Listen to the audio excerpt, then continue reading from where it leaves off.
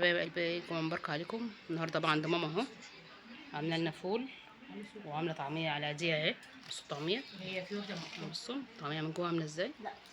ام يوسف عامله سلطه اهي، ودي طبق فول تاني بلدي وطعميه وبتنجان وبتنجان. وفول وفلفل من امبارح وجبنه. مش هشتغل. والعيال نزلوا جابوا شيبسي 15 جنيه، كيس ب 10 وكيس ب5.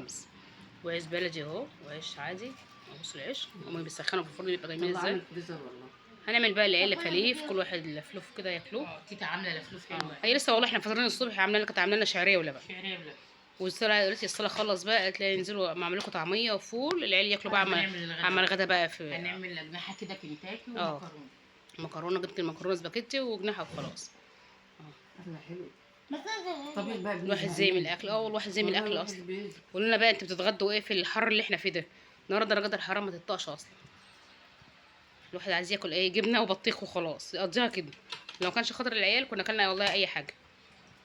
اشوفكم على خير ويسعدك يا يوسف. اشوفكم على خير يا حبايب قلبي، ومع السلامه.